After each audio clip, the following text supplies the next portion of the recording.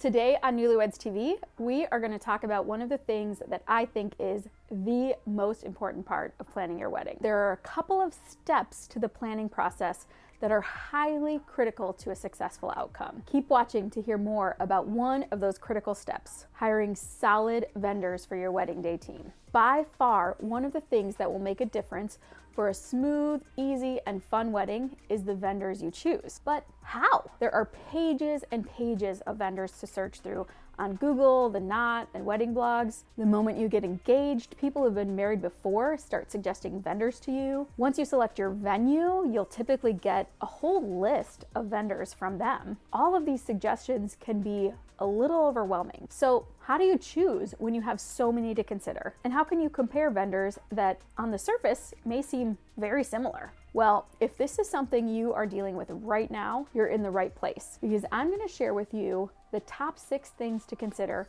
when choosing your vendors. 1, fit and personality. To me, by far, this is the most important aspect of choosing your vendors. On your wedding day, you will spend hours with these people. You want to enjoy them as people as much as you enjoy their work and the service they are providing you. If you don't vibe with them, move on. There are tons of great wedding vendors out there, and you can find someone whose work you like just as much and you want them to be with you at your wedding. 2, options and packages. This may seem obvious, but it's really important to make sure your vendors offer you what you actually want. If you're looking at a videographer that only offers a short highlight film, but you want a long form video, then that's not a match. If you want a physical photo album and not just digital delivery of your images, don't choose a photographer who doesn't do albums. This one can be tricky because not all vendors present their information and options in the same way. I find it can be helpful to create a short summary of what you'd be getting from each vendor to be able to more easily compare them and then decide. 3,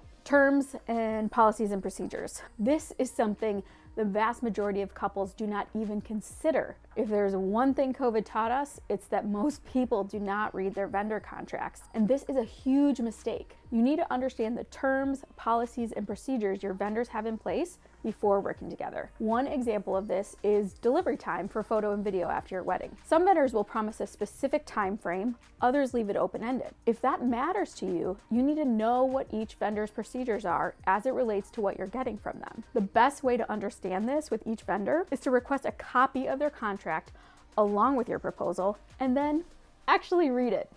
Make notes, ask questions, get clarity before moving forward if there's anything that confuses you.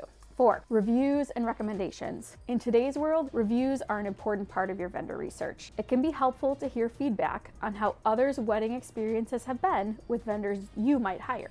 I always suggest reading a lot of reviews, and I also sort them so that I read both the best and the worst to make sure you have a well-rounded view of the potential experience of working with that particular vendor. Know that typically people who write reviews will either be very, very happy or very, very unhappy. So expect that the people whose experiences may have been more middle of the road are probably not represented in the reviews. Clarification point here. What's the difference between a review and a recommendation? To me, the difference is that a review is from a stranger and a recommendation is from someone you actually know. It could be from another vendor you've hired or a friend or family member. Ask people for recommendations if you're looking for a certain vendor type. Funny enough, when people find out you're planning a wedding, they will sometimes give you recommendations even if you don't ask for them. This can be helpful. It can also be a little bit annoying. I always weigh recommendations higher than reviews. In my mind, they're a little more important. But a vendor having numerous consistent reviews is super helpful to see as well.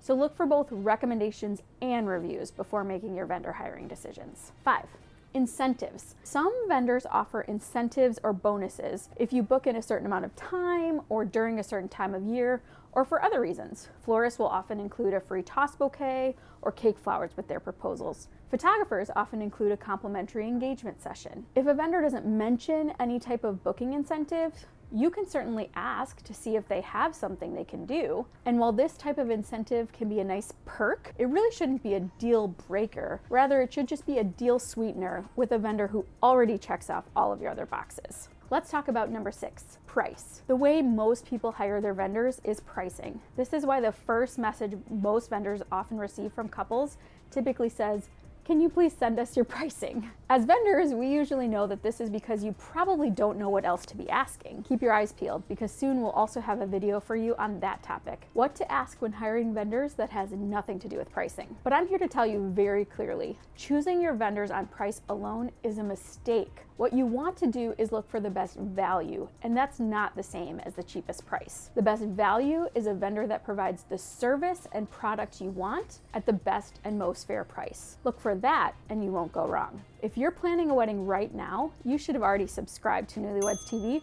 for more great videos like this one. And if you're ready to keep learning about planning, click on the video linked up on screen to learn how to choose between a DJ and a band for your entertainment needs. See you next time.